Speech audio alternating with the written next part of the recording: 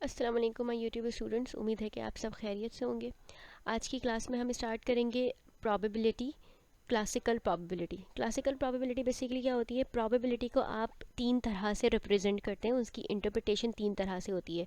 First one is classical probability, second is empirical probability and third is subjective probability. ठीक है, आज की class में हम क्लासिकल प्रोबेबिलिटी को पढ़ेंगे। ठीक है, अगर इससे प्रीवियस वाले जो सिंपल प्रोबेबिलिटी के टर्म्स थे उसका लेक्चर आप लोगों ने नहीं देखा है तो उसका लिंक मैं डिस्क्रिप्शन बॉक्स में शो कर दूंगी, पहले वो जाकर चेक कर लीजिए।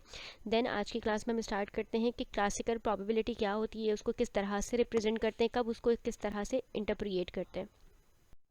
Now for the classical probability uses sample spaces to determine the numerical probability that an event will happen. You do not actually have to perform the experiment to determine the probability. Okay, मतलब classical probability क्या होता है, simple sample space के through या simple अपनी interpretation के through आप किसी एक्सपेरिमेंट को परफॉर्म नहीं करते, डायरेक्ट प्रोबेबिलिटी की वैल्यूज़ जो है वो डिटरमाइन करते हैं। ठीक है, classical probability assumes that all outcomes in the sample space are equally likely to occur. ठीक है, क्लासिकल प्रोबेबिलिटी का मतलब क्या होता है कि आपके पास सैम्पल स्पेस में जितने भी आउटकम्स हैं हर किसी के पास इक्वल चांस है अकरेंस का। ठीक है, for example when a single die is roll, each outcome has the same probability of occurring. Since there are 6 outcomes, each outcomes has a probability of 1 by 6. It's mean कि हर किसी के पास equal chance है अकर होने के लिए। ठीक है, equally likely to occur.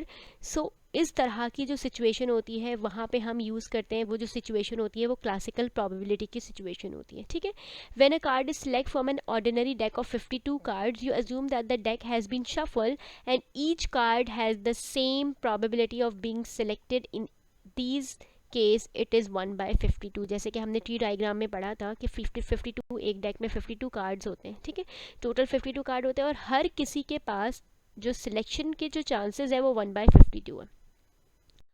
Equally likely event का मतलब क्या होता है, equally likely event are event that have the same probability of occurring. जितने भी आउटकम्स हैं उन सब के पास एक ही तरह के चांसेस हैं अकर होने के। जैसे कि हमने डाई रोल किया, हर जितने भी आपके पास आउटकम है 1 2 3 4 5 6, सबके जो अकरेंस है वो 1 by 6 ही है। सबकी जो प्रोबेबिलिटी ऑफ अकरेंस है वो 1 by 6 है। मतलब 1 आने के चांसेस 1 by 6, 2 के आने के चांसेस 1 by 6, 3 आने के चांसेस 1 by 6, सिमिलरली टिल 6 तक।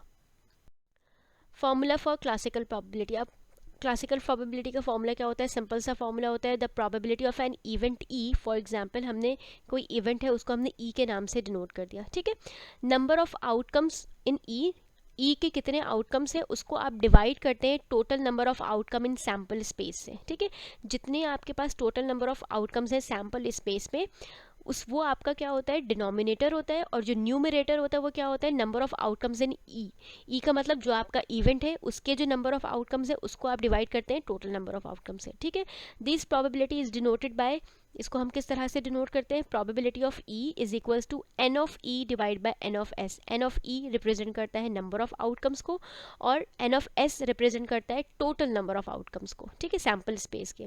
This probability is called classical probability and it uses the sample space S. Now probability can be expressed as fraction, decimals or wherever appropriate percentages. If you ask what is the probability of getting a head when a coin is tossed, typically responses can be any of the following three: 1/2, 0.5 and 50%. All of these represent the probability. ठीक है, आप probability को तीनों तरह से represent कर सकते हैं, friction में भी, डेसिमल पॉइंट्स में भी और परसेंटेजेस में भी। These answers are all equivalent in most cases, these express as fraction और decimal, but percentages are used where appropriate. ठीक है, मोस्टली हम फ्रिक्शन और डेसिमल में ही रिप्रेजेंट करते हैं प्रोबेबिलिटी को। Now we have the first example, find the probability of getting a black 10 number का black card when drawing a card from a deck. अगर हम एक डेक ऑफ कार्ड में से को ड्रॉ करते हैं, ठीक है, और हमें जिसकी प्रोबेबिलिटी फाइंड करनी है वो ब्लैक कार्ड की करनी है जिस पे 10 नंबर लिखा हो। ठीक है, 10 नंबर के ब्लैक कार्ड की प्रोबेबिलिटी हमें फाइंड आउट करनी है। तो there are 52 cards in a deck. Total number of जो कार्ड्स होते हैं आपके पास, जो एक कार्ड को जब आप ड्रॉ करते हैं तो उसमें टोटल जो सैम्पल स्पेस होता है वो कितना होता है, 52 कार्ड्स का होता है। ठीक है, and there are 2 black 10 card in one of the spade and one of the club, ठीक है ना। 2 ब्लैक कलर के कार्ड होते हैं जो जिसपे 10 नंबर लिखा होता है। एक कार्ड स्पेड के अंदर मौजूद होता है और एक कार्ड क्लब के अंदर मौजूद होता है। जैसे कि मैं आपके पास साथ ये शेयर करती हूँ, लाइक दिस। ये आपके पास जो है टोटल 52 कार्ड्स बने हुए हैं, ठीक है। हमें किसकी प्रोबेबिलिटी चाहिए, जो हमारा फेवरेबल है। टोटल तो 52 आउटकम्स हो गए, टोटल आउटकम्स इज योर 52। अब हमें फेवरेबल चाहिए। फेवरेबल आपका क्या है, ब्लैक कलर हो और उसके ऊपर 10 लिखा हो। तो ब्लैक कलर का जो 10 कार्ड है वो देखें 2 है, एक क्लब के अंदर आ रहा है और एक स्पेड के अंदर आ रहा है जिसपे 10 लिखा हुआ है, ठीक है। तो इट्स मीन के जो आपका फेवरेबल आउटकम हो गया, जो आपका इवेंट ऑफ अकरेंस है, नंबर ऑफ इवेंट है, वो कितना आ गया आपके पास, 2 आ गया। तो विच मीन के probability of black 10 is equals to 2/52। 2 is your जो आपका जो फेवरेबल था, जो इवेंट जिसकी प्रोबेबिलिटी आप फाइंड आउट कर रहे थे वो 2 है और टोटल आउटकम आपका कितना है, 52 है। तो विच मीन्स कि आप इसको डिवाइड कर लें 2/52, तो सिंपल आंसर क्या आ जाएगा, 1/26 is your probability of black 10 cards. Okay, then we go for another example. If a family has 3 children, find the probability that 2 of the 3 children are girls. ठीक है, एक फैमिली है उसमें 3 बच्चे हैं, ठीक है। फाइंड द प्रोबेबिलिटी, हमें जो प्रोबेबिलिटी फाइंड आउट करनी है, that 2 of 3 children are girl, मतलब 2 उसमें से ऐसे बच्चे हैं जो कि गर्ल हैं, ठीक है। तो सबसे पहले तो इसके लिए हमें क्या करना होगा, हमें इसके लिए सबसे पहले सैम्पल स्पेस ड्रॉ करना होगा, ठीक है। तो सैम्पल स्पेस पे किस तरह से ड्रॉ करूंगी, ट्री डायग्राम के थ्रू, लाइक दिस। ये ट्री डायग्राम बना हुआ है, ठीक है। फर्स्ट चिल्ड्रन जो है, जाहिर सी बात है आपके पास या तो बॉय होगा या गर्ल होगा, ठीक है। फर्स्ट चाइल्ड में आपके पास या तो बॉय होगा या गर्ल होगा, तो मैंने बॉय और गर्ल फर्स्ट चिल्ड्रन में बना दिया, ठीक है। अब सेकंड चिल्ड्रन में क्या है, अगर फर्स्ट चिल्ड्रन बॉय है तो सेकंड चिल्ड्रन क्या होगा, सेकंड चिल्ड्रन भी या फिर बॉय होगा या गर्ल होगा, ठीक है। सिमिलरली अगर फर्स्ट चिल्ड्रन आपके पास गर्ल है तो सेकंड चाइल्ड क्या होगा, बॉय होगा या गर्ल होगा, ठीक है। सिमिलरली अगर फर्स्ट चिल्ड्रन आपके पास बॉय है, सेकेंड आपके पास अगेन बॉय है, तो थर्ड क्या होगा, बॉय या फिर गर्ल होगा। इसी तरह से अगर फर्स्ट बॉय था, सेकेंड गर्ल है, तो थर्ड क्या होगा, बॉय या फिर गर्ल होगा, ठीक है। इसी तरह से मैंने ट्री डायग्राम के ब्रांचेस बना दिए। गर्ल्स के कॉरेस्पॉन्डिंग भी अगर फर्स्ट चाइल्ड जो गर्ल है तो सेकंड चाइल्ड बॉय है तो थर्ड चाइल्ड क्या होगा, बॉय या फिर गर्ल, ठीक है। इस तरह से हमारे पास टोटल आउटकम्स कितने आ गए, बी मतलब बॉय बॉय बॉय तीनों पे, फिर बी, फिर बी मतलब boy boy, then boy girl girl boy boy, girl boy girl, girl girl boy and girl girl girl, ठीक है। ये हमारे पास सैम्पल स्पेस है। अब अगर हम इस टोटल सैम्पल स्पेस को काउंट करें तो ये टोटल कितने बन रहे हैं आपके पास, 8 बन रहे हैं, ठीक है। तो इट्स मीन के टोटल पॉसिबल आउटकम्स जो है वो आपके पास इस क्वेश्चन के लिए वो कितना हो गया, 8 हो गया, ठीक है। अब हमें इसमें से जो हमारा इवेंट है वो क्या है, 2 of 3 children आर गर्ल। उनमें उन जो जितने भी सैम्पल स्पेस बन रहे हैं उसमें 3 बच्चों में से 2 ऐसे बच्चे होने चाहिए जो कि गर्ल है, ठीक है। मतलब 2 गर्ल वाली प्रोबेबिलिटी। तो अगर 2 गर्ल वाली मैं जो सैम्पल स्पेस है वो देखूँ, वो 2 गर्ल वाले कितने सैम्पल स्पेस है, एक तो ये वाला है कि गर्ल गर्ल बॉय, ठीक है, या फिर गर्ल बॉय गर्ल, और थर्ड क्या है, बॉय गर्ल गर्ल। मतलब टोटल 3 ऐसे पॉसिबल आउटकम्स हैं जिसमें 2 चिल्ड्रंस जो है वो गर्ल है, ठीक है। तो इसकी प्रोबेबिलिटी सिंपल क्या हो गई, फेवरेबल आपका 3 हो गया और टोटल कितना हो गया आपके पास, 8 हो गया। तो 3/8 अगर आप इसको डिवाइड भी करेंगे तो 3/8 ही आएगा, ठीक है। तो the probability of 2 girl is 3/8। Now we have in classical probability we have 2 more situation, inclusive and exclusive, ठीक है। inclusive and exclusive क्या होता है, in probability theory it is important to understand the meaning of the word and or, ठीक है। 2 important word होते हैं probability में, and और or। एंड और में क्या डिफ्रेंशिएट होता है वो हम इसको फर्दर डिस्कस करते हैं। For example, if you were asked to find the probability of getting a queen and a heart, अगर आपके पास क्वेश्चन में लिखा है, क्योंकि अभी तक हमने सिंगल इवेंट के लिए फाइंड आउट किया, इससे पहले जितना भी फाइंड किया, ठीक है। अब क्या है, 2 इवेंट एक साथ अकर करेंगे आपके पास, ठीक है। तो जब 2 इवेंट एक साथ अकर करेंगे तो आपके पास एक, फॉर सपोज आपका जो इवेंट है वो कह रहा है कि क्वीन एंड अ हर्ट की प्रोबेबिलिटी फाइंड करें। तो when you are drawing a single card from a deck you would be looking for the queen of heart. मतलब ऐसा कार्ड, क्वीन एंड हार्ट का मतलब क्या होता है, एंड अगर एंड का वर्ड यूज़ हो रहा है आपको प्रोबेबिलिटी फाइंड आउट करने के लिए, तो इसका मतलब है कि आपको उसकी प्रोबेबिलिटी फाइंड करनी है कि वो दोनों सेम टाइम कब आ रहा है। मतलब क्वीन ऑफ हार्ट, क्वीन भी और हार्ट भी हो, there the word and the mean at the same time, queen और हार्ट सेम टाइम कब अकर कर रहे हैं, ठीक है। एंड का मतलब ये होता है, एंड आप तब यूज़ करते हैं जब आपके पास वो 2 जो भी इवेंट्स हैं वो एक साथ अकर करें, ठीक है, उसका मतलब होता है एंड, ठीक है। द अदर वर्ड इज और, द वर्ड और हैज़ 2 मीनिंग्स, ठीक है। अब और के 2 मतलब होते हैं, एंड का मतलब तो आपको समझ आ गया कि वो दोनों इवेंट जो एक साथ आए, ठीक है, तब हम एंड का वर्ड यूज़ करते हैं। और का वर्ड कब यूज़ करते हैं? For example, if you are asked to find the probability of selecting a queen और अ हर्ट, ठीक है। अब यहाँ पे क्या वर्ड हो रहा है? पहले वाले में सिचुएशन में क्वीन एंड हर्ट के लिए हम सिचुएशन यूज़ कर रहे थे, अब नेक्स्ट क्या है? क्वीन और अ हार्ट, ठीक है, और का वर्ड यूज़ हो गया। इसका मतलब क्या है? When one card is selecting from a deck, you would be looking for one of the 4 queens or one of the 13 heart. In this case, the queen of heart would be included in both case and counted twice. So there would be the 14 plus 13 minus 1 is equals to 16. ठीक है, अगर इस तरह की situation हो आपके पास, आपको find करने के लिए की गई है प्रोबेबिलिटी क्वीन और हर्ट की, ठीक है। क्वीन, अब एक डेक ऑफ कार्ड में जो आपके पास क्वीन कार्ड होते हैं वो कितने होते हैं? 4 होते हैं, ठीक है। तो क्वीन कार्ड की प्रोबेबिलिटी कितनी हो गई, मतलब फेवरेबल कितना हो गया? 4 हो गया। अब नेक्स्ट क्या है? Hurt card. हर्ट कार्ड के लिए जो आपके पास अकरेंस है, एक डेक ऑफ कार्ड में हर्ट कार्ड कितने होते हैं? 13 हर्ट कार्ड होते हैं, ठीक है। अब कोई ऐसा कार्ड होता है आपके पास जिसपे क्वीन भी हो और हर्ट का शेप भी बना हो, होता है। अगर आप डेक ऑफ कार्ड देखें तो उसमें एक कार्ड ऐसा होता है जो क्वीन भी होता है और हर्ट शेप का भी होता है, ठीक है। तो विच मीन के वन कार्ड आपके पास एक ऐसा होगा जिसपे क्वीन भी लिखा होगा और वो हर्ट भी होगा, ठीक है। तो इस तरह की जब सिचुएशन होती है तो हम क्या करते हैं? 2 ऑर्स को ऐड करते हैं और उसमें एंड को माइनस करते हैं। मतलब जो 2 और थे क्वीन और हार्ट के, उसको हमने ऐड किया, और जो एंड वाली सिचुएशन थी, मतलब जो एट द सेम टाइम दोनों अकर करेंगे, उसको हम सब्ट्रैक्ट करेंगे और टोटल पॉसिबिलिटीज फाइंड आउट करेंगे, ठीक है। On other hand, if you were asked to find the probability of getting a queen or a king, ठीक है। अब ये जो सेकंड केस है, और का ही सेकंड केस क्या है?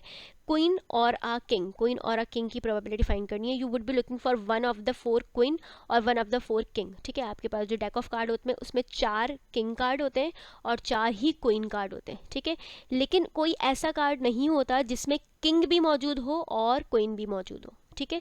जब इस तरह की सिचुएशन हो कि सेम जो कार्ड है, सेम जो अकरेंस है, उसकी प्रोबेबिलिटी ना हो, तो वहाँ पे हम सिंपल जो दोनों इवेंट की प्रोबेबिलिटी होती है उनको ऐड कर लेते हैं, ठीक है। In the first case, both event can occur at the same time. We say that this is an example of inclusive OR, ठीक है।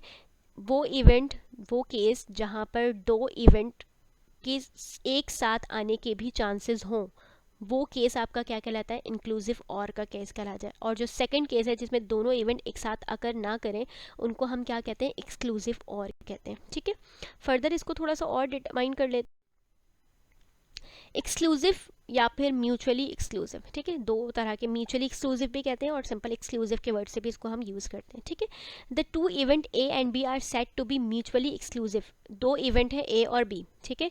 वो कब म्यूचुअली एक्सक्लूसिव होंगे? If any one of them occur at the same time, A occur or B occur, and they both cannot occur at the same time, and since the event are disjoint, that A intersection B is equals to null set, ठीक है।